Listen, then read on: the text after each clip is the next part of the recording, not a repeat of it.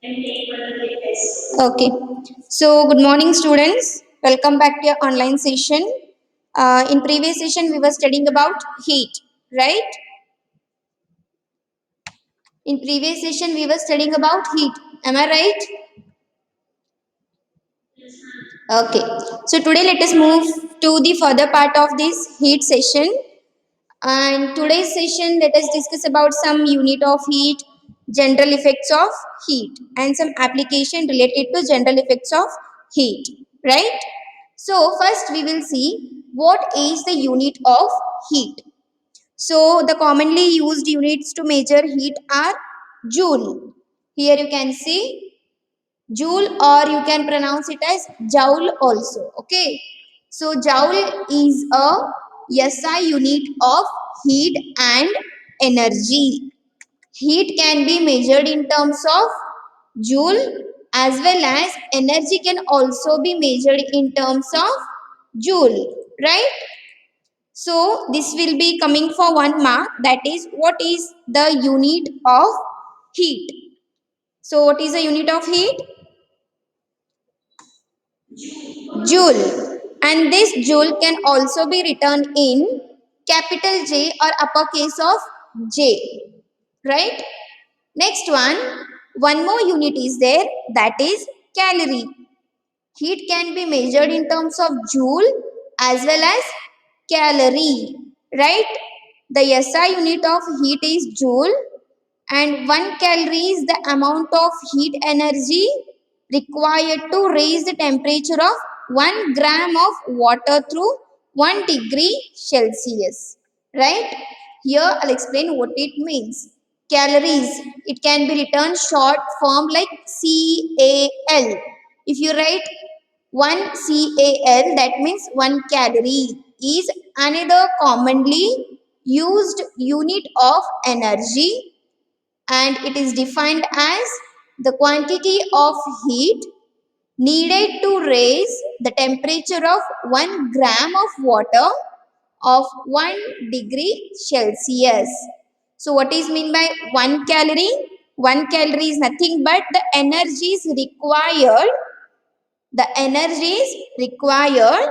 to raise the temperature of 1 gram of water through 1 degree Celsius. So remember the definition of calorie. And here, how many units of joule is equal to 1 calorie? So 4.184 joule is equal to 1 calorie. So how much amount of joule is equal to 1 calorie? Nearly 4.2 or 4.184 joule is equal to 1 calorie. So what is the relationship between calorie and joule? The question may arise in your exam. So you have to write the relation between them is 1 joule is equal, 4.2 or 4.184 joule is equal to 1 calorie. Okay. Here in your textbook, you can see three relations. One is 1 calorie is equal to 4.2 joule, and one more 1 kilocalorie is equal to 1000 calorie, and one more is there 1 joule is equal to 1 upon 4.2 calorie. So remember how much is 1 calorie, that equal to how much joule. So you should answer 4.2 joule is equal to 1 calorie. So commonly units are measured for heat are joule and calorie. Anybody is having doubt in these units of joule? Sorry, units of heat? Yes. 4.2 or 4.18. 4.18 is nearly 4.2. It gives value. Next one, we will go to general effects of heat. So what are the general effects of heat? Sometimes you might be observed that when you supply heat to any object, you may see changes among them, right? Many changes you can see when you supply heat to any kind of objects, like it may be a solid, liquid, or gaseous. So let us see one by one what changes you are going to see when you supply heat to these all matter.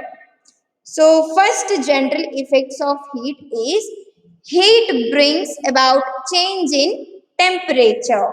So what it means, when we supply heat to any solid, liquid or gas, okay, so its temperature may increases, and similarly when hot material gives out heat energy, it will lose its temperature or it falls, its temperature will falls.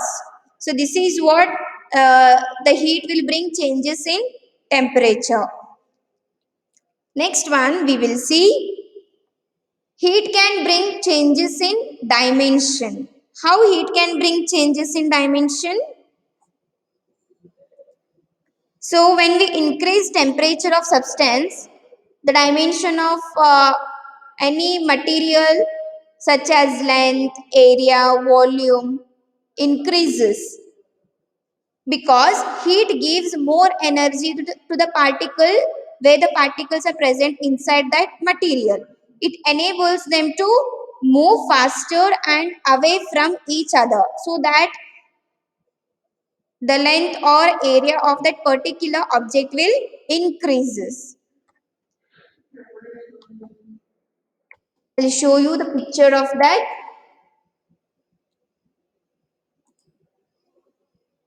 image.